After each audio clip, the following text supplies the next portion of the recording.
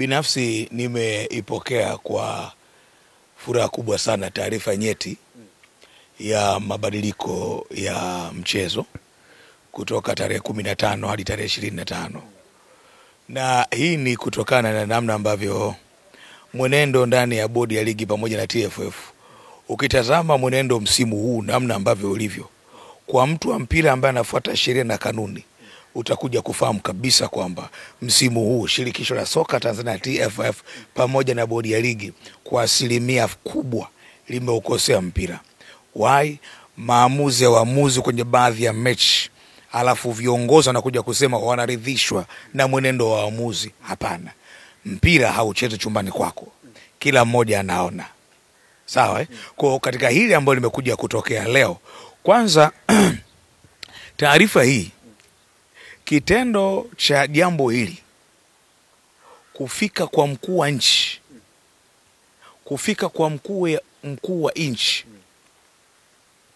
nitarudia, kitendo cha jambo hili kufika kwa mkuu wa nchi, maana yake nini? Viongozi ambao tuko nao kwenye shirikisho hadi kwenye bodi na kamati zake zote wanapaswa kujitathmini.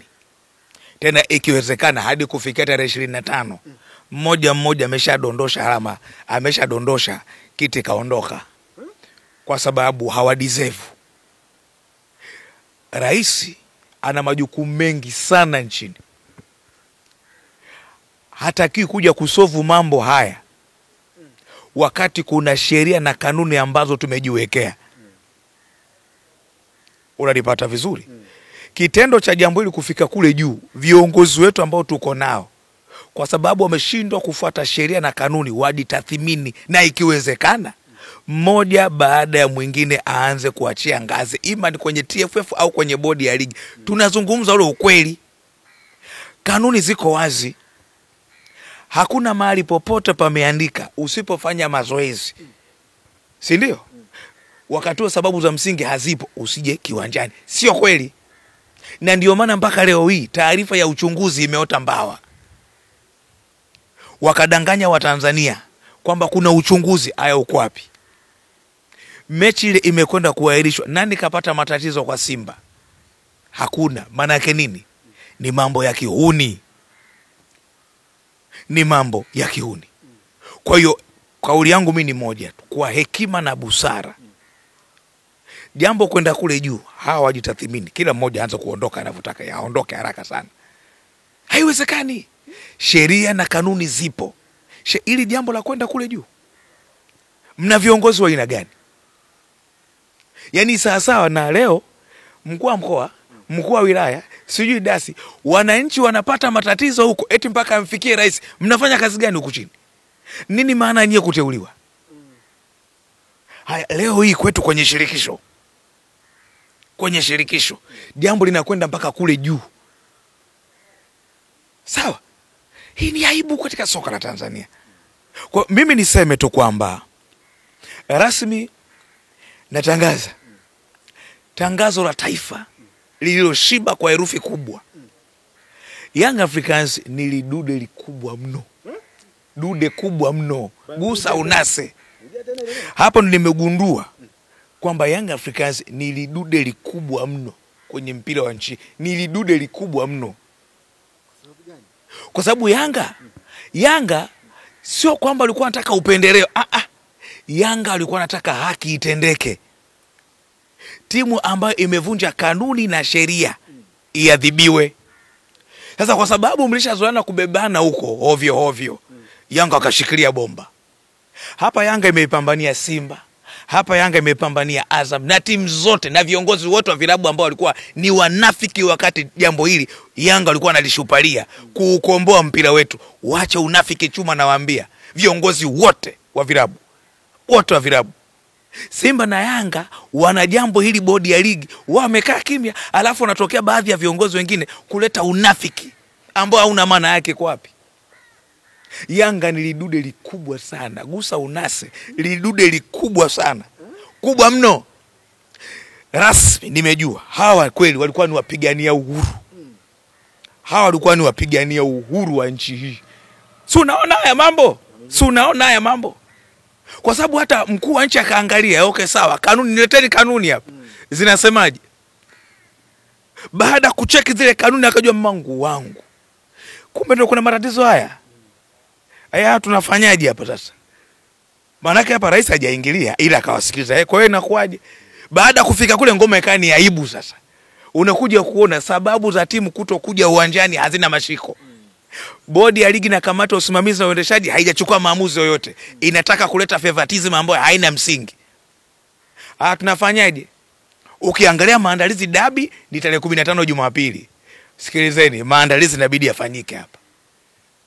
Maandalizi inabidi yafanyike. Ngoma impelekwa tarehe 25. Hii kupelekwa tarehe 25 sio maamuzi ya rais. Naomba niwaambie watu.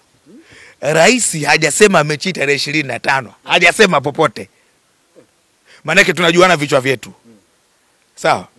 Serikali inaweza kuwasikiliza na kushauri panapobidi.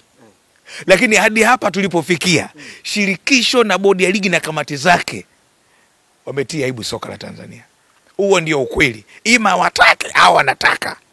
Haiwezekani. Sasa natumai hakutokuwa na utoto tena. Hakutokuwa na utoto tena. Barua zote za michongo zile zinafutwa. Leo tukapata taarifa wamepata kibali kutoka si wapi sijui. Haiwezekani. Na niwapongeze wale wa wizara. Wamesema hakikisheni mnafuata wanaohusika kwenye usimamizi wa mpira. Hapa na hapa big up sana. Haiwezekani mpira ukaendeshwa kiuhuni namna hii. Haiwezekani. Kwa hiyo hapa nimeanza kujua raia namba 1 ana mapenzi ya dhati na taifa la Tanzania na katika maendeleo yote. Ukiangalia katika kipindi cha mama ndiko ambako nguvu kubwa sana imewekezwa. Kwa mara ya kwanza bajeti kubwa kupata kutokea nchi hii ni kipindi cha Mama Samia Suluhu Hassan.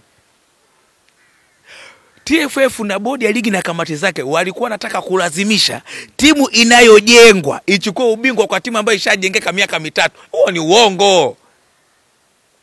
Ni uongo. Ila inaweza ikatokea lakini kwa asilimia chache. Kwa hiyo hapa tutakwenda kujua. Sawa? Kwa sababu Young Africans inahitaji sare tu. Simba inahitaji kushinda. Sawa?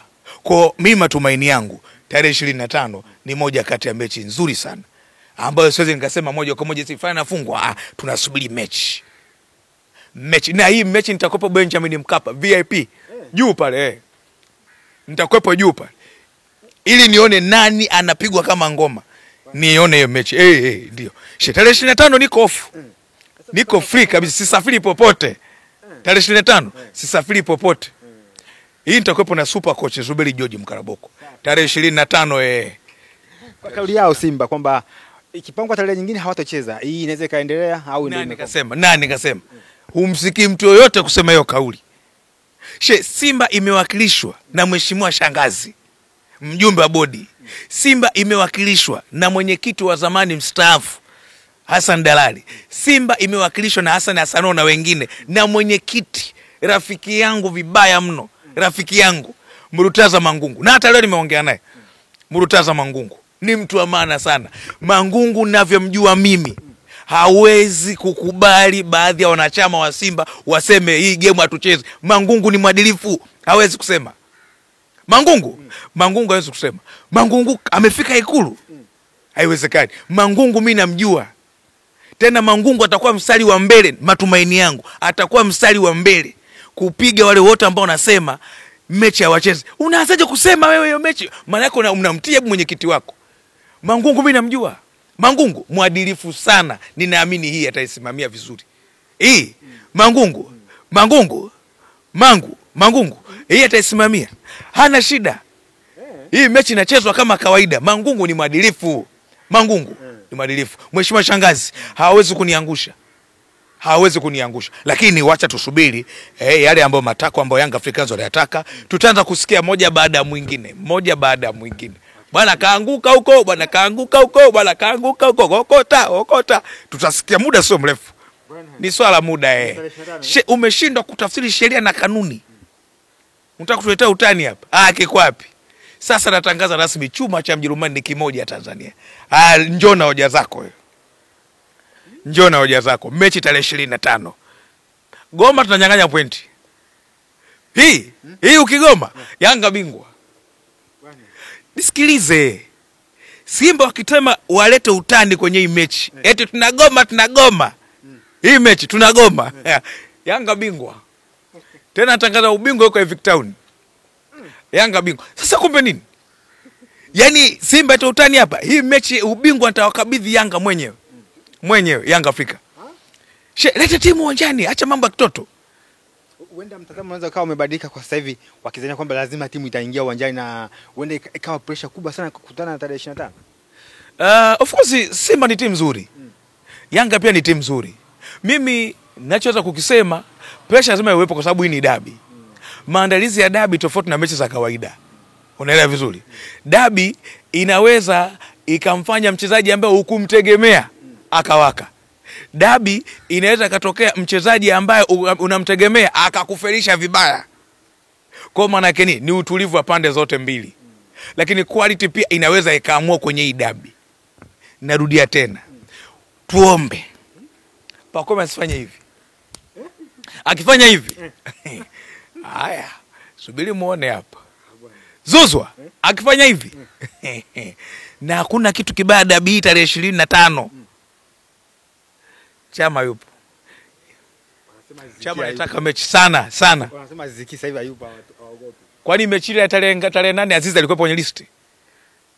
Hakwemo. Mbona kimbia? Sio kimbia wewe. Shemu alikuwa yupo kwenye ile mechi Shemu. Aziz hakuepo kwenye ile Shemu. Hakuepo kwenye ile mechi. Kwenye listi Shemu alikuwa hayupo. Sasa hii yuko godoro lile. Triple C Mwamba Lusaka. Triple C Mwamba Lusaka.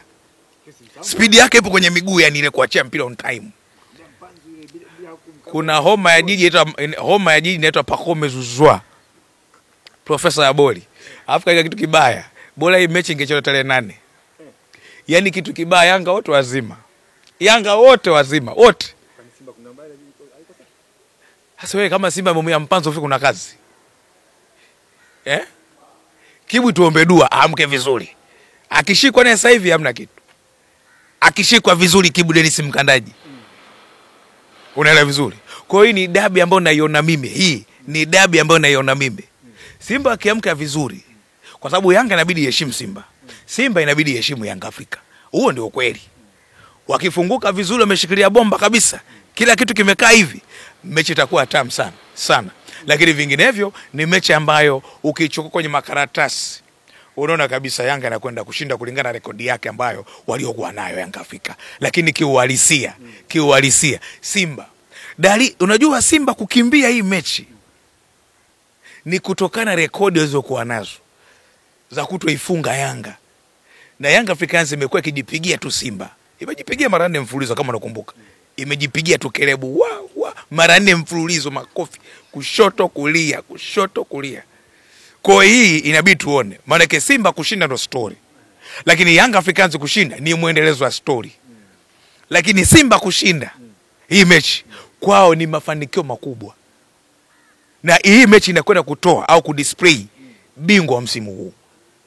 Wanipata vizuri. Inakwenda kudisplay bingwa wa msimu huu ni nani? Tumalize, unawaambia nini mashabiki wanaokufuatia na wanaosikiliza sasa hivi unachokizungumza chuma cha Mjerumani? Kwanza lazima wajue chuma cha Mjerumani nimekuja kuokoa hiki kizazi ambacho kwa kimedanganywa sana na baadhi ya watu wahuni. Kwa mimi nimekuja kuokoa hiki kizazi. Kwa waendelee kunifuatilia na waendelee kutukana sana. Kwa sababu mimi na enjoy sana mtu anaponitukana, sitaki unisifie. Yaani wewe tukana sana. Ila chuma cha Mjerumani Tanzania ni kimoja. Kikinyoosha ringi. Tulia. Kwa hiyo nitaendelea kutoa update nyingine, wala hakuna shida. Mimi nimefurahi sana kupata suluhu ya hii jambo. Dabi jamani, nawakumbusha. Dabi itapigwa tarehe 25 mwezi wa 6 kwa uwanja wa Benjamin Mkapa. Kwa hiyo hakikisha upange kukosa. Na muda sio mrefu. Kwa namna ambavyo Yanga ninavyojua mimi, wataanza kutangaza viingilio, wataanza kutangaza wapi tiketi zinapatikana. muda sio mrefu sana. Hii mechi hakuna mchezaji ambaye anaitaka mechi kama Dennis Nkane anaitaka sana hii mechi sana. Basi tu anataka kuweka rekodi. Dennis Nkane anaitaka sana hii mechi. Nkane, nakumbuka wakati niko Pemba Gombani, aliniambia bro, mimi hakuna mechi ambayo naitaka. Nikipata chance mechi ya dabi ya Kariakoo. Nkane mtu. Dennis Nkane Wonder Kid. Deni mtu. Manake Kibu Dennis mwenye bia jipange pale.